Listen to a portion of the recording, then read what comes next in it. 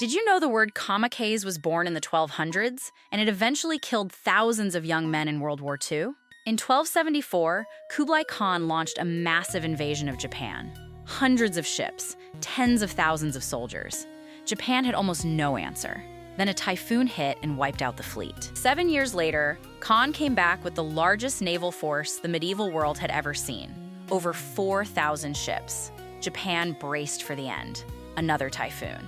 The entire armada was destroyed. Japan called the storms kamikaze. It means divine wind. And they drew a powerful conclusion from it.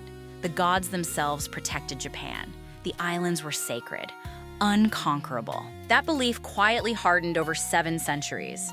It became part of Japanese identity, part of how the military thought about war and sacrifice. So when Japan faced certain defeat in 1944, commanders sent young pilots on suicide missions, one-way flights into enemy ships. They named the program after the storms. A medieval typhoon became a theology. The theology became a death sentence. Did you know the man who saved Rome from total destruction asked to be buried outside the city he saved as an act of contempt? Scipio Africanus defeated Hannibal, one of the greatest generals who ever lived.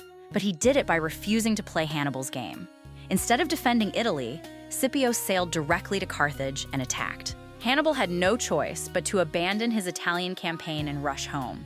At the Battle of Zama in 202 BC, Scipio crushed him. Rome was saved. The war was over.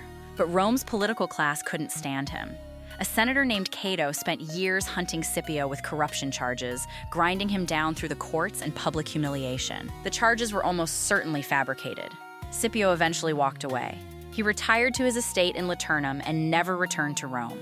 When he died, he left one final instruction. Do not bury me in the city I gave everything to protect. His tomb was placed outside Roman soil. No monument, no triumph, just silence and one last act of defiance. Did you know an entire empire exists because a prince refused to run? In the 1430s, a powerful enemy confederation was closing in on Cusco, the heart of the Inca world. The ruling Inca looked at the odds and made his decision. He pulled back. He withdrew his forces and effectively handed the city over. But his younger son, Kusei Yupanqui, would not leave. He gathered what soldiers remained, faced the advancing enemy, and won a battle his own father had already decided was lost. That victory changed everything. Kusei Yupanqui did not stop at saving the city. He deposed his father and took power for himself. Then he gave himself a new name, Pachacuti, meaning he who transforms the earth. Over the next 40 years, he built the largest empire in the history of the Americas, stretching the entire length of the western coast of South America. Machu Picchu was his personal royal estate. One prince looked at a surrender his family had already accepted and decided it was not his to give. Did you know a pope once put a dead man on trial? In 897 AD, Pope Stephen VI had the body of his predecessor Formosus dug up 9 months after burial. The corpse was dressed in full papal robes, propped on a throne, and brought into a courtroom. A deacon stood beside the rotting body to speak on its behalf.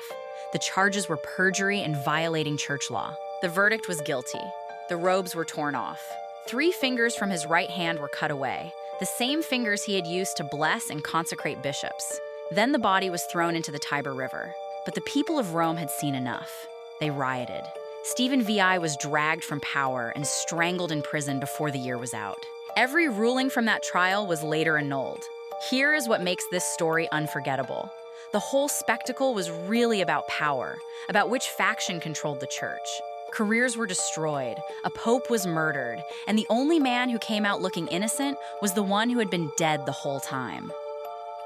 Did you know a line of Black African kings once ruled ancient Egypt? And almost nobody talks about it? Around 730 BCE, a Nubian king named Pa marched north from what is now Sudan. One by one, every ruler in his path fell. By the time he reached Memphis, he controlled the most powerful civilization on Earth. But here is what makes this story different. Pa didn't just want the throne. He believed Egypt's religious traditions had been corrupted, and he saw himself as their rightful guardian. He worshipped Egyptian gods. He followed Egyptian burial customs. He rebuilt temples. He cared deeply about what Egypt stood for. His dynasty, the 25th, ruled for nearly a century. One of his successors, Taharqa, fought the Assyrian Empire and is literally named in the Bible. The pyramids they built still stand in Sudan today. The inscriptions are still there. The evidence never disappeared. What disappeared was the story itself, quietly left out of the popular image of ancient Egypt for generations. The ruins were always there. We just stopped looking. Did you know a man chose a humiliation worse than death just to finish a book? Sima Qian was the official historian of the Han Dynasty. His life's work was the Shiji, a history of China spanning 2,500 years. No one had ever attempted anything like it. Then, in 99 BC, he defended a general who had surrendered to the enemy. The emperor was furious. Sima Qian was given 3 choices. Pay a fine too large to ever afford, accept execution, or undergo castration. He chose castration. In Han China, this was considered a fate worse than death.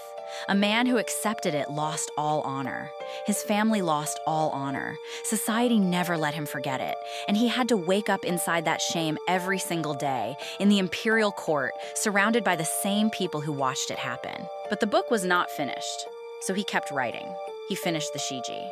And that work became the template for every official Chinese dynastic history that followed for 2,000 years. The book outlasted the humiliation.